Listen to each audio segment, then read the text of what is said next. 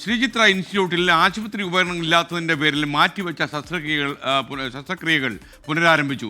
6 ശസ്ത്രക്രിയകൾ ഇന്ന് നടത്തിയ അമൃത് ഫാർമസി വഴി ഉപകരണങ്ങൾ എത്തിച്ചതോടെയാണ് പ്രതിസന്ധിക്ക് പരിഹാരമുണ്ടായത്. കേന്ദ്രമന്ത്രി സുരേഷ് ഗോപിയുടെ സാന്നിധ്യത്തിൽ ചേർന്ന യോഗത്തിലാണ് പ്രശ്നത്തിന് പരിഹാരമായത്.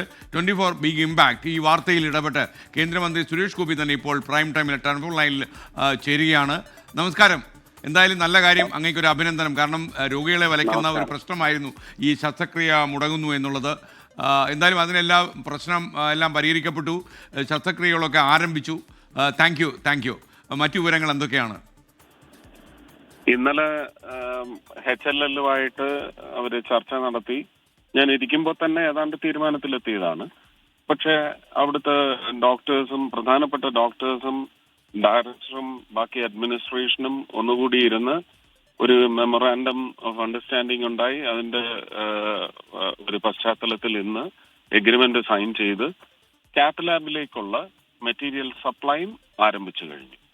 ഈ മുടങ്ങിപ്പോയി എന്ന് പറയുന്ന അല്ലെങ്കിൽ മുടക്കം വരുത്തി എന്ന് പറയുന്ന ഒരു മെറ്റീരിയൽ ഇൻഫർമേഷന്റെ വെറാസിറ്റി ഇപ്പോഴും പരിശോധിക്കപ്പെടേണ്ടതുണ്ട്.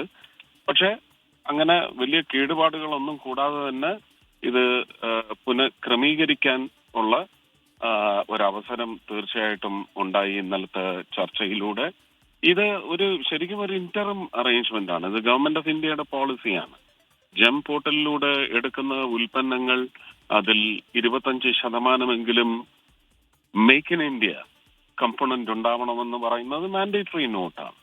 അപ്പൊ ജെം പോർട്ടലിലൂടെ വാങ്ങുന്ന ഉൽപ്പന്നങ്ങൾ അത് നിർമ്മിക്കുന്ന അത് വിപണനം ചെയ്യുന്ന കാര്യത്തിൽ അമൃത് ഫാർമ എന്ന് പറയുന്ന ഏജൻസിക്കും വലിയ ഉത്തരവാദിത്വത്തോടെയുള്ള പങ്ക് വഹിക്കാനുണ്ട്. ഇപ്പൊ അമൃത് ഫാർമയാണ് ഈ ഒരു എഗ്രിമെന്റിൽ ഏർപ്പെട്ടിരിക്കുന്നത്. ഇതൊരു ഇന്ററിം അറേഞ്ച്മെന്റ് ആണ്.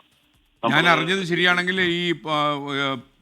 ഈ ഷെഡ്യൂൾ പ്രകാരമുള്ള ശസ്ത്രക്രിയകളെല്ലാം നടത്താൻ രോഗികൾക്കെല്ലാം അറിയിപ്പ് നൽകി കഴിഞ്ഞു ശ്രീചിത്രയിൽ നിന്നാണ് ലഭിക്കുന്ന വിവരം.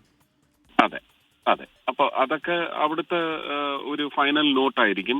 അത് എന്റെ കയ്യിൽ ഇതുവരെ എത്തിയിട്ടില്ല. Everything normalised sir, thank you and we R grateful എന്ന് പറഞ്ഞ് മെസ്സേജ് വന്നു കഴിഞ്ഞു അവിടെ ഓഫീസിൽ നിന്ന്. അതിന്റെ പശ്ചാത്തലത്തിലാണ് ഞാൻ അന്വേഷിച്ചപ്പോൾ എനിക്ക് ഇത്രയും വിവരങ്ങൾ. ഈ ജനങ്ങളിലേക്ക് അടിച്ചേൽപ്പിക്കപ്പെടുന്ന ഒരു തുകയുടെ ഭാരം എന്ന് പറയുന്നത് കുറഞ്ഞിരിക്കുക എന്ന് പറയുന്ന കോമ്പറ്റിറ്റീവ് റേറ്റ്സ് വളരെ ഇത് നാളെ ഒരു RTI വഴി നമ്മുടെ രോഗികളുടെയോ അല്ലെങ്കിൽ സോഷ്യൽ ആക്ടിവിസ്റ്റിന്റെ ഒക്കെ ഒരു അന്വേഷണത്തിൽ ഇത് അമിതമായി ചാർജ് ഈടാക്കുന്ന തരത്തിൽ കമ്പോണൻസ് വാങ്ങി രോഗികളുടെ മേൽ അടിച്ചേൽപ്പിച്ചു എന്ന് പറയുന്ന ഒരു സത്യം ഒക്കെ ഉണ്ടായാൽ അത് വലിയ ദോഷമാണ്. അതുകൊണ്ട് തന്നെയാണ് ഗവൺമെന്റ് ഇങ്ങനെ ഒരു പോളിസി ഉണ്ടാക്കിയിട്ടുള്ളതും. ജനങ്ങൾക്ക് ഉപകാരപ്രദമായ അവർക്ക് പ്രാപ്യമായിരിക്കണം ഈ ചികിത്സാ രീതിയിൽ ഉപയോഗിക്കുന്ന മെഷീൻ. അത് ഏത് രാജ്യത്തുണ്ടാക്കിയതായാലും ശരി തന്നെ അവർക്ക് പ്രാപ്യമായിരിക്കണം. അതിന് മേക്ക് ഇൻ ഇന്ത്യ എന്ന് പറയുന്നത് വിപുലമായ തോതിൽ ഒരു ഇന്റലിജൻസ് നടത്തിക്കൊണ്ടിരിക്കുന്ന കാലഘട്ടമാണിത്. അത് പൂർണ്ണമായിട്ട് നമുക്ക് വിനിയോഗിക്കാനും സാധിക്കണം. അതുകൊണ്ട് തന്നെയാണ് ജെം പോർട്ടൽ വഴി ഇനി ഈ 6 മാസത്തെ ഇന്ററിം പീരിയഡിൽ സപ്ലൈസ് അമൃത് വഴി വരുന്നത്. അതിനകത്ത് എന്തെങ്കിലും അപര്യാപ്തതകൾ ഉണ്ടെങ്കിൽ നമ്മൾ ഇതിന്റെ സംവിധാനത്തെക്കുറിച്ച് ആലോചിക്കുകയും ചെയ്യും.